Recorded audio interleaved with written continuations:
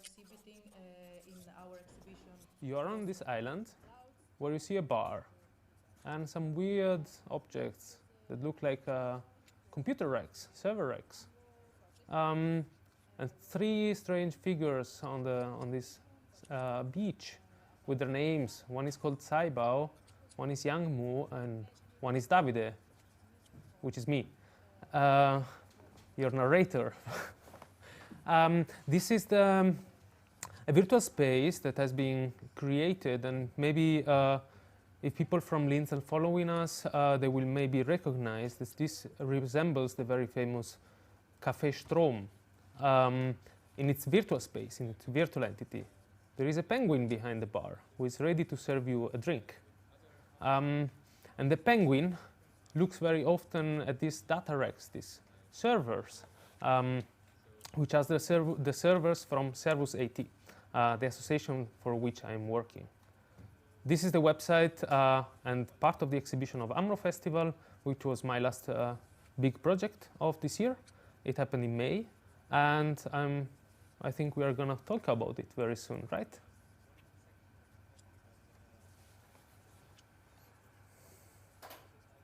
Thank you very much, Davide Bevilacqua. Well, very warm welcome to Home Delivery, again to a very special series called qujOchÖ mit. We will do it today in English, and this is why it's at home with Davide Bevilacqua, our guest at qujOchÖ mit. Davide is originally from Italy, and he is actually since 2012 already in Linz, and he has a lot of relations to different institutions here in Linz, cultural institutions. You were studying here in Linz, and you are actually also working here. In the meanwhile, it's great that you are here and that we can actually present what you're doing and all your work. Just to make a short explanation, Davide, what did we see now? Thank you, Manu. Hello, everybody. Thank you for inviting me. I'm very happy to be part of this session. And what we just saw is a short snippet of the exhibition from the AMRO Festival, Art Meets Radical Openness, which is a festival that I could organize last May. And as I said before, it's the last big project that I did, and I'm feeling very much attached to this. AMRO is a festival that happens every second year. It's about technology. It's about open source development of software, hardware, and the technological activism. And I thought it was a good example to bring it as the very first image here, because, well, we had to realize the festival in a digital way, in a digital form, due to the pandemic. And this is something that's is still going on. Now we are here remotely, and we say hello to our viewers, which are at home, and we both of us know very well. There is also a lot of preparation for our next big festival happening digitally, no? So I thought there was a good example of having to deal with the situation and how to explore the potential of doing exhibitions, doing talks online. This was done in Mozilla Hubs, right? It was done in Mozilla Hubs that we got to know like a few weeks before the festival, and a friend of us, Andreas Zingerle, from the Kairos Collective, suggested the tool to us, saying, well, if you want to do something for AMRO in a digital way, in a virtual space or something like this, there is this tool. Maybe it's open source, it's from Mozilla, you can use it, you can install it, and we gave it a first try. And it was a very nice experience, actually. Yeah. AMRO is an acronym. Can you actually explain what is actually the name of the festival that you did at the Stadtwerkstatt? AMRO stands for Art Meets Radical Openness. So, and it's a festival which is a meeting point for activists and artists, programmers, designers, and in general people who want to discuss about technologies, but also society. And it's a community festival. It's very small. It's very intense. It's 4 days, around 40 people, 40, 50 artists are participating constantly every second year. And then they will meet over and over. This is somehow the network of the servus.at community. And it's a place of exchange. The artists come very often. They come every second year. Some of them come for 5 editions in a row because they have research to present. And it's still interesting to see how their practices are developing. There are workshops and so on and so on. But it's a very is a special festival for me because I'm glad that I can organize it, and it's very strongly rooted with the Linux community and with the Art University, which was a strong supporter since the beginning. You were actually at so you studied at the Art University here in Linz. You studied at Interface Cultures. You are working for so many different institutions, so AMRO, which is actually organized by the Stadtwerkstatt, but there's more actually that you are linked or related to, right? Yeah, but this is the special quality of Linz somehow. It drags you in this network of activities, and you see the same faces very often in different roles and with different hats. So I'm gladly working and collaborating with servus.at and the Stadtwerkstatt, as I just mentioned. I'm part of the artist collective qujOchÖ, which is always very mysterious to say, the name. Say it again. Yeah, qujOchÖ, and I'm still not sure if I say it right or wrong. Yeah, but it's an artist collective of 12 people producing events and concerts, but also art objects in a very experimental way. It's very situated, and it wants to kind of break a bit what is the normal museum setting, maybe. So there we do a lot of concerts or exhibition in abandoned house, in the swimming pool, in an old Wirtshaus, and all these kind of things. And then I'm collaborating every once and then with BB15, the sound art gallery, from one of the sound art spaces from Linz, and with whoever is around, you know, like also with Ars Electronica, there has always been some moment of contact over these last 10 years, 8 years, and the Art Universities is always kind of a central point in my working life, let's say. And relationship to Ars Electronica, how is this, or how did it actually grow? Or how did it come together? Like, is it related to your time when you studied here in Linz and then you got to know Ars Electronica more? I mean, you come from qujOchÖ, yeah, a place in Friaul, which actually I love a lot. So I know where you come from.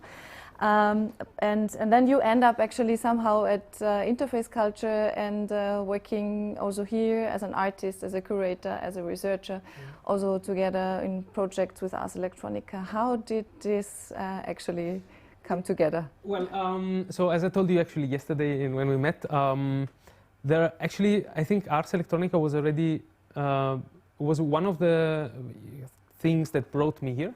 And I think many students and artists coming from different places share a similar experience. You know, Ars has a very important role in the city and in the cultural scene in Austria, but also in the sector of media art in the whole world. So the name come and does this kind of magnet attraction, but it happened to me even before I was aware of it.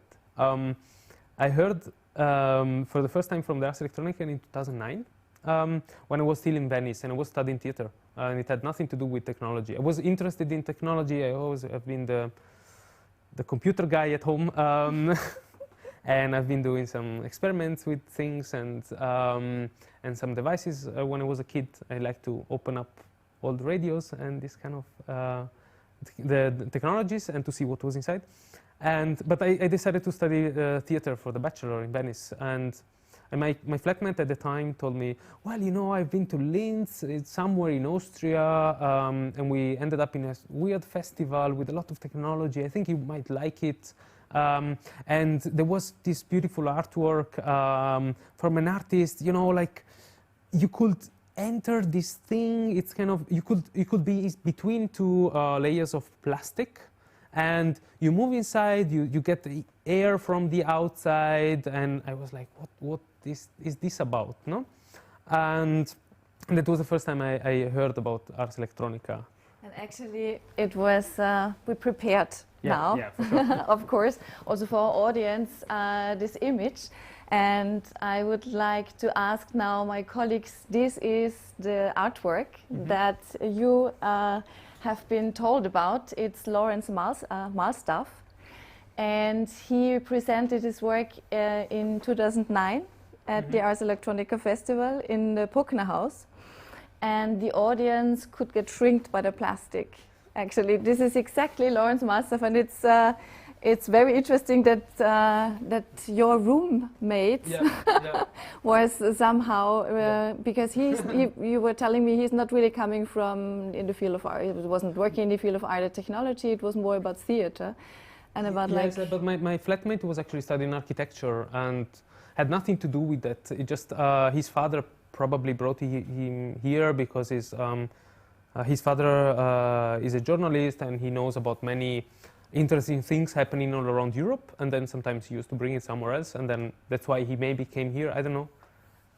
It was really randomly, and then I forgot about that for a while. No, I just there's this thing, this random weird place with technology in Austria somewhere, but I continued my studies and then came out afterwards somehow the name again. And then so you I think you also went to Berlin. Also. Yeah, that's the other place where I heard from Linz, from Ars Electronica. And I wanted to study theater in Germany, and I wrote my bachelor thesis about the Rimini Protocol theater group, which, if you want to make some references to the Ars history, they won this I think honorary mention in interactive art, probably. We have to check. They got a prize for the pre-Ars Electronica. 2 years ago, I think, or 3 years ago, with their work about what was it? The conferences from the United Nations about a climate conference about from the United Nations, and then they replayed that. So that idea of this participation from audience and in a theater way, but with a lot of technology was central there already, and my interest was towards that, theater and media in theater. And and then I ended up in Berlin because I didn't know exactly what to do, and I wanted to see what I could do there. Everybody who doesn't know what to do in life goes to Berlin at some point, of course, because the city is so rich.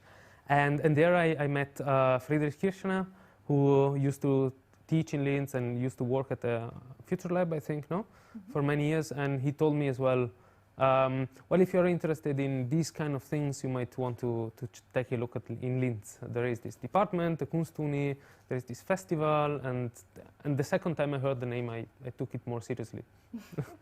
Then you came to Interface Cultures in 2012, I think. Yeah, exactly, 2012. And you studied here. In the meanwhile, you're assistant at Interface Culture. University assistant. And we are actually preparing a big project also for the festival together, where we actually are working together.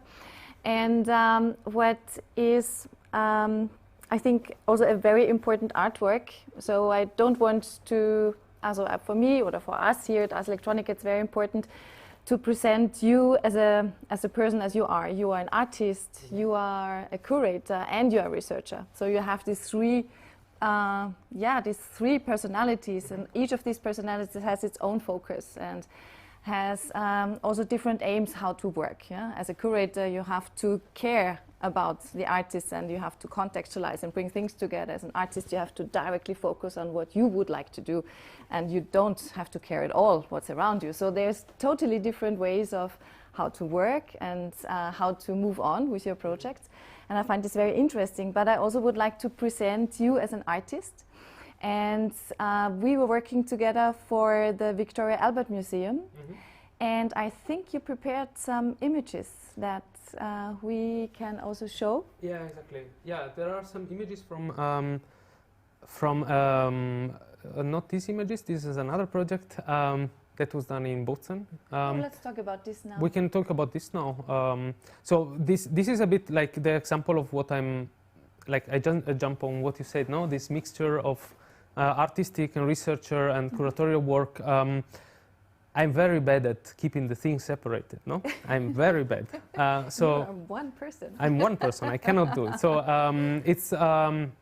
I tend to mix the things. So I tend, as an artist, to work actually with the exhibition as a context, as a material, and as a curator, I'm sometimes a bit too much from the side of the artists.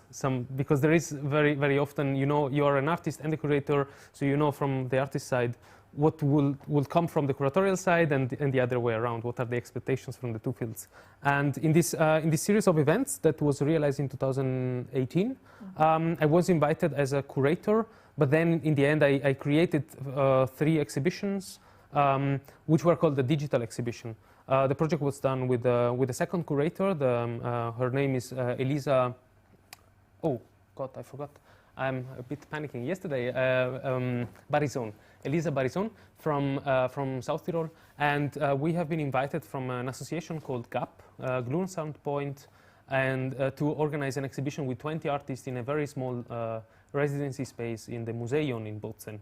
And what we decided to do was to exactly split up somehow the work and destroy the format of the exhibition into and to use a structure of a theater piece. So we had a prologue, first act, the intermezzo, a second act, a second intermezzo, and the third act. And we tried to use these moments in their theatrical role. No? So the prologue was actually an exhibition, a digital exhibition, where we introduced all the participants inside, all the artists. All the audience was also involved into this situation of discussing what is the role of the exhibition. We had the director of the museum as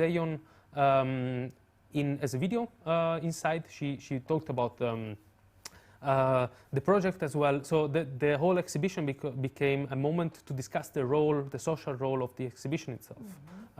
So in the picture that you showed before, maybe Gregor, you could step back in the second picture or the first picture. There is that's the second one before, please. Yeah, here you see that was the prologue, and basically all the pieces of paper with the images and the text hanging on the walls were actually written from the artist and from the audience, who realized how to interact with the hidden printer that we had in the space. And they decided to answer the same questions that I've been asking to the artists, like what is the role of the exhibition, how is the exhibition opening a social space, where do you live, can you send us a picture from your studio so we have a perspective of who is involved here, what are the materials that you work with. So it became a very chaotic environment, but very funny, where the audience was participating, and like we know very well from organizing an exhibition with technology, the audience is not stupid. They realize even if you try to hide the technology somehow, they hijacked very easily the system. So they could really understand and participate, even though in moment that it was not planned. So it was a very nice moment. So that was kind of the idea of having the exhibition as an interface. This as an exhibition, as an interface, this is something that is actually your topic. One of the topics somehow. The topic that you also faced in your master thesis. Yeah. And how so the exhibition in Bolzano was part of your master thesis then? No, I graduated already. I had another exhibition that initiated that was done actually within the context of Ars Electronica, because I say we because there were a trio of curator artists, me, myself, Sam Ban, and Sebastian Six. And we organized this exhibition. We have these weird videos afterwards. I don't know if there's time to see them, but we organized an exhibition entering somehow from the back door of the festival, and we managed to be in the program. Of the Ars Electronica festival. Yeah, we kind of hijacked We understood. We understood. No, it was basically many locations, of course, are active during the festival. No, so one art space of the city, Raumschiff, asked for a partnership with the festival, and they invited me and these other two artists to organize an exhibition. That was the initiator of this idea of the exhibition as interface, which became my thesis, which was somehow the metaphor. For me, the metaphor of the interface is the one that allows me. It's very central. It's the one that allows me to explore the exhibition as a format, as a medium, as a material to work with, a bit more from the artistic part or also from the curatorial one. So I see very little differences in what is the artistic or curatorial practice through this interface metaphor. But we have actually a video prepared about the exhibition at Raumschiff. Yeah. And as we are now actually talking about this exhibition as interface, it would be nice maybe to see a little bit of what you presented there, how we can actually imagine this. Yeah. And what is you quickly explained what you think about an interface, but what I see a lot in your work is this kind of like social relevance, or especially also finding different formats, subverting ways that are established somehow, and to make a collage, at least to have something like a critique on the systems as they are and as they are accepted, but also to, in a very nice way, actually focus a little bit on this kind of social questions that are often in the back. Yeah, and so what is an exhibition itself is for you something like a living entity? Yeah, it's a good because it's a good point. Interface is something that normally interface is something for me that is more like stiff and stable, and that's the thing. And that was the very first part of my research at for the master thesis. The interface, actually, I liked a lot this idea of the meaning of the term from the biological sciences, not only from the computer science, let's say, because the interface in biology is actually a membrane between living entities, environments, and it kind of let them exchange. There is an exchange, a chemical exchange between living things in a certain extent. So that's why that was this idea of this exhibition as a living space, as a space of signs and symbols that are being manipulated from the artist, because that's an artistic practice, that taking symbols and then remaking them and showing new symbols for the culture, let's say, as a definition of art could be. And then, but also like the space itself has its own symbols, and then therefore the artist, but also the audience can interact and can change these symbols by just adding one more element somewhere, a little sticker. So it became basically the space itself, the whole room, the situation can be modified in many ways. And then there is where, for me, like, it's very interesting to explore as an artist, or to give these spaces to other artists as a curator, let's say, to be occupied as exhibition space. So the distance between artwork A and artwork B is the space there that could actually host a third artwork. We just have to see which one. So that's that was the idea of this of my thesis, and then and it was initiated from this exhibition of it in Raumschiff, which had a difficult title, Interacting Art, Working on Works and Unworking Works. Okay. Yeah, it was based on an open call, and we collected, I think, non-finished works or broken media artworks from around 20 artists. They partially gave us their works. Sometimes they collaborated with us in this process, and basically the idea was to have two pieces of things that are not working per se, maybe, or not finished, that connected together, made them made interact. They would work then in a different way. So maybe you can just play the video.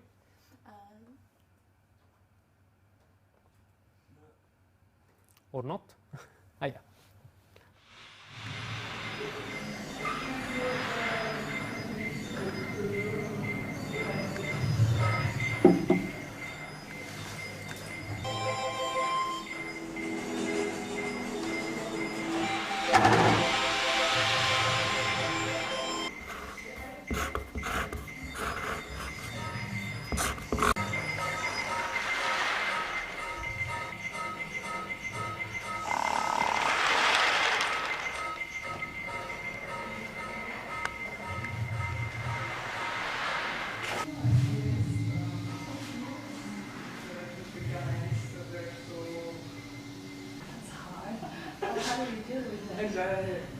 I started because, I don't know, it just happened that I started to laugh and feel big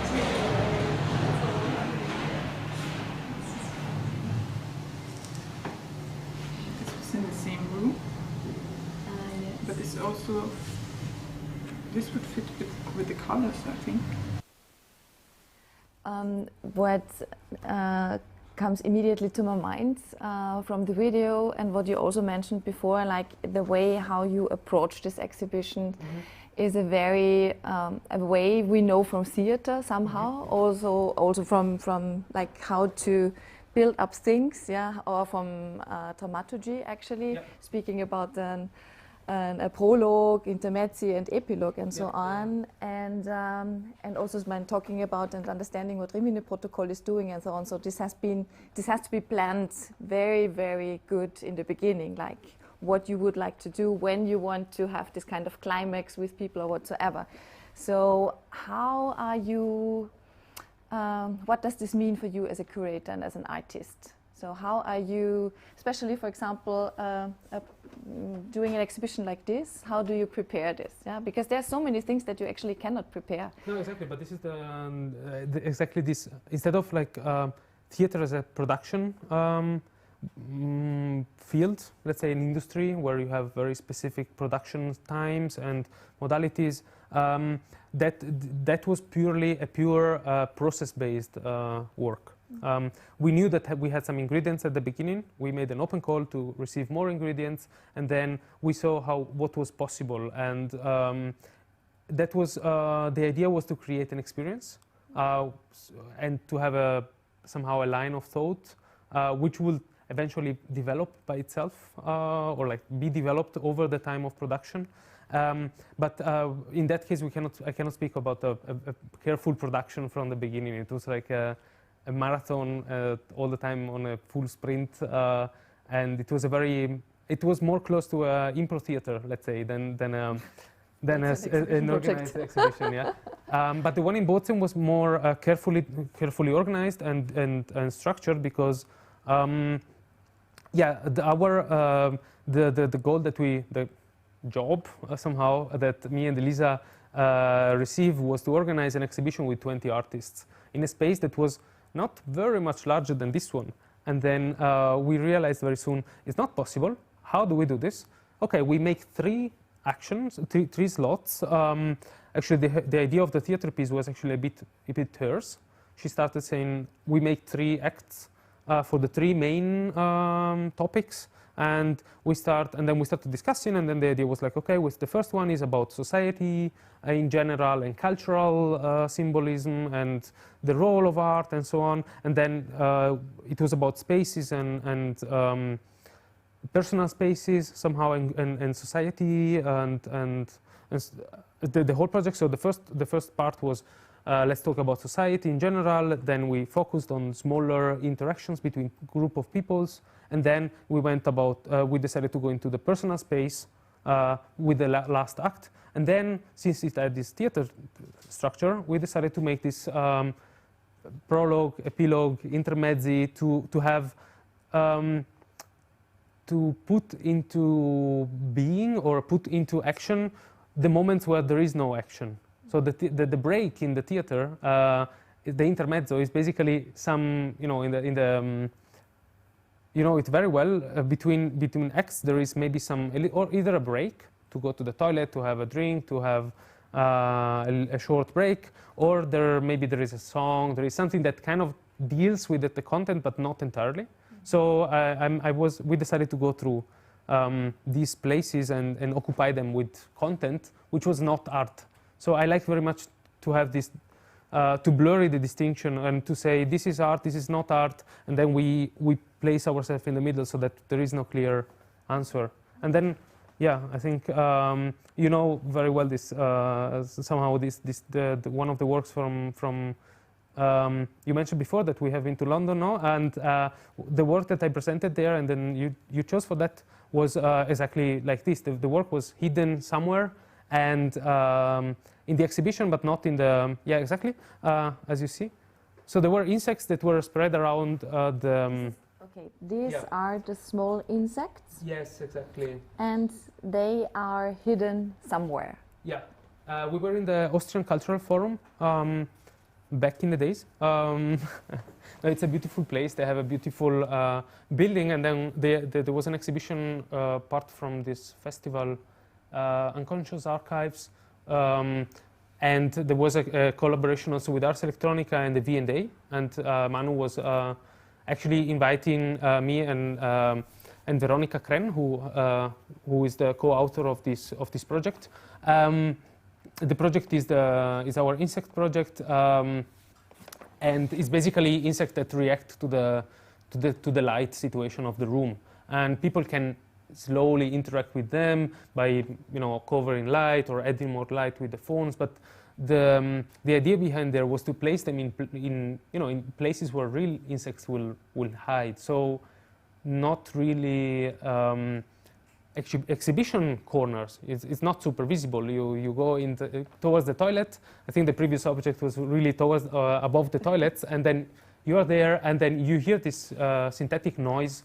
And I think this is totally important. Now we have not the chance to have the noise now with us, but can you maybe describe what the audience was hearing about these insects? Mm-hmm.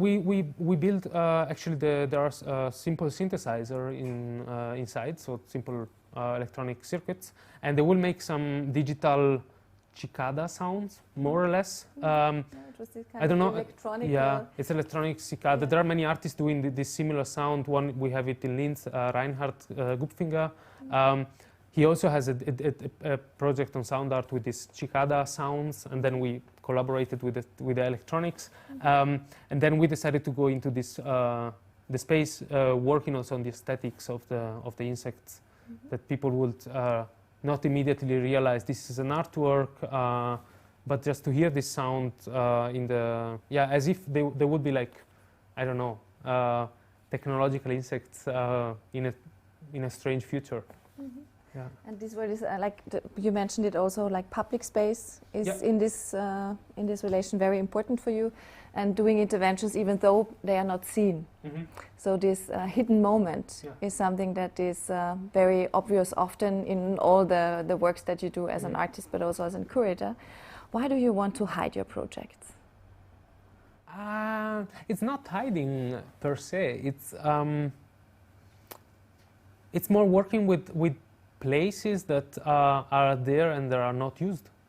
Mm-hmm. So if we have a pedestal and you have your artwork on that pedestal, usually the pedestals are vertical and have a little top, and then if you have that space, I can have all the other walls, Mm-hmm. And I think it's very interesting to use these other spaces and maybe get very close to your artwork. And maybe you can, there is a lot of negotiation, of course, happening. That has to happen. But I think it's very interesting not to think about art as something that stays only on the pedestal. The public space, the spaces which are not the demarcation designated spaces. This is the high culture, this is the low culture or no culture place. Exactly that scale is a spectrum. So you can decide to jump in any moment. That was. There is a lot of conceptual art from the 70s happening like this. There is a lot of, all this immaterial work, conceptual thought art that I really like, and it really sometimes it's really inspiring, and I try to bring it into also in a very technological environment, because in the 60s, 70s, there was this very interesting moment where curating became a thing, and then conceptual art changed a lot, and then also media art came to be somehow a bit more structured. Of course, artists has been using technology since ever, but there was this speed up with electronics and computers. No, and for me that time had some very unique qualities that I try to bring along now. Mm-hmm. Yeah, and exploding spaces, yeah, right? yeah, or yeah, finding other spaces, and this is very, very important at the time back. In at the end now of our session, Davide, I would like to you as a curator, as a co-curator, also together with Julia Nüsslein, for the exhibition that you are doing at the Art University in the framework of the festival this year. So the festival this year is a lot of gardens, more than 120 gardens that we actually have around the world and that we are connected with, more or less with digital means. But there is also some kind of physical encounters. Nevertheless, we have Corona, and nevertheless we have a very difficult situation with the physical distancing and so on. As already mentioned, we at Ars Electronica for us it's very important to have our partners worldwide, but of course we have also our partners in Linz, and the Art University is here a very important partner with the Wild State. Can you let us can you give us already something what we can expect then in September? Yeah, for sure. I mean, I think like what I'm gonna tell now is gonna be a bit influenced from what I told right now. Which is not exactly true, so it's a big disclaimer. But campus, the event that is going to happen is initiated from the Department of Interface Culture and from the Rectorate and many other departments of the university, who actually, and that happened before Corona started. And so the idea was we would like to have also, we have the opportunity to participate to Ars Electronica as institution, as art university, and give space to artists, researchers who are living and based in Linz, but also to the whole network of universities that are connected to the Linz University of Art and Design. No? And well, then the pandemic came and many things happened, and luckily actually a good part of the team of this year could experience it also through AMRO, because I was involved there and I'm involved now. So now the program is really dense, it's really big. There are, I think, around 200 contributors, and that's very scary because it's the Art University is, as you know, that it's not so big, but there will be a lot to see. So there is a symposium about the Unheimliche Freunde, Uncanny Friends, organized from one of the media theory department of the university. There is a nightline organized from Enrique Tomas with more than 50 acts both as an act, but also as a virtual environment, like the one that similar to the one that we saw at the beginning, this Mozilla Hubs. They developed their own virtual environment to host sonic experiments. There will be exhibitions from interface cultures, from fashion and technologies, from art education, but also from this is from the Art University Linz, from visual communication as well, but also like from, at the moment, 13 partner universities, which I cannot name all because there are simply too many, that they decided to take this opportunity, despite the distances, to feature the artist work and the research of their students, of their PhDs, into this big framework. And then there is also a space for discussion, like a stage, a bit like this one maybe, where students will collaborate and do workshops and discuss with each other. So it's a lot of events. And you are in charge of the exhibition with the partner universities? Yes, exactly. With Julia Nüsslein, yes. And is there like one project that you would like to highlight, just to give us an idea of what we can expect? So yes, for sure. I mean, there are physical works and also some video art works. I just mentioned one, not because it's my favorite one, but because it's very well representative of this the approach of kind of also inclusivity and exchange between different communities and networks. There is this artist that I don't remember her name, but she made a very nice, very beautiful video documentation of how blind people or people with eye diseases in their vision experience the space and experience nature as a thing. And then I think this is a good reference is also to this idea of the wild state, of how we approach the wild state, which is the title of the event. Which has a lot of references to the contemporary situation. We live in this wild pandemic, post-pandemic. We don't know if it's post. We hope it's post, but we don't know if it's a post-pandemic state, and it's a lot of insecurity. Everything is a bit wild, and then somehow we have to kind of open our perceptions. And this work, for me, it really hit from the visual, but also sonic way of involving the audience in a video, which is about people who cannot experience visually the world. But they can experience it through hearing, and their perception is crazy. So that was one of the artists who struck me most. Thank you very much, Davide. I would like to give you a short present, as a small present, and I have a short question in the end. You know, this is the this is the festival catalog from 2009. And this is exactly the festival where Lawrence Master was actually part of it. So hopefully you don't have it. I think no, I don't have it. I think I started with 2012 when I arrived here. Oh, okay. So that's perfect. Wonderful. And yeah, well, Human Nature is also a very good title for now as well. And I can tell you, all the festival catalogs is always good to have in the archive, because you always can go back to the. There are so many authors who are writing not only things that are at the moment important, but I figured out that I love to go back to the Ars Electronica archive and see who contributed with different papers actually to the catalog. They are valid even longer than just for the time. I completely agree. Thank you very much. I really appreciate to have books at home and to be able to flip. This is from my home here. And this is also the last question. Like, I mean, you come from Italy, you come from Friaul. You said since 2012 you're now here in Linz. What does actually home mean for you?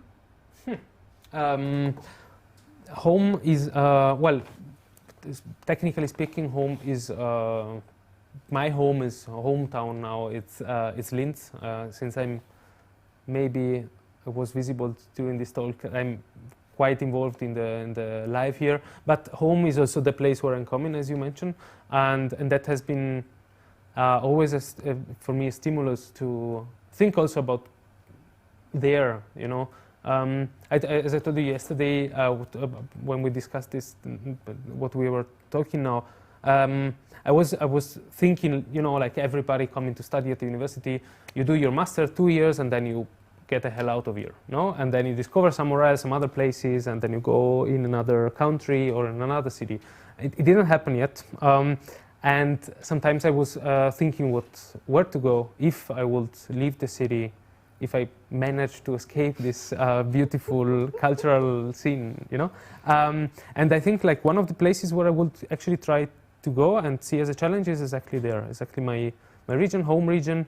And this is something that I've been trying to do in the last years to, you know, bring some research and people that are working here, there, and the other way around, to start with my little contribution, this kind of an exchange of this kind of cross countries, cross cultural, connect homes, exactly, homes. from different territories, and this is, I think, like something that drives me a lot, to connect different cultural fields and communities which are dealing with different contents and practices, like from you know, maybe more artistic, let's say normal artistic practices, to some practices dealing more with technology, from activist practice to curatorial ones. So it's for me it's a very driving force, the one of, okay, I see something cool there and here, and I try to exchange them, and you know. So if there would be another place that if there is a place that I still call home, is that one. Thank you very much. Thank you very much, Davide. Thank you very much for joining us for this session. Yeah, and looking forward in meeting you next time again. Thank you. Thank you.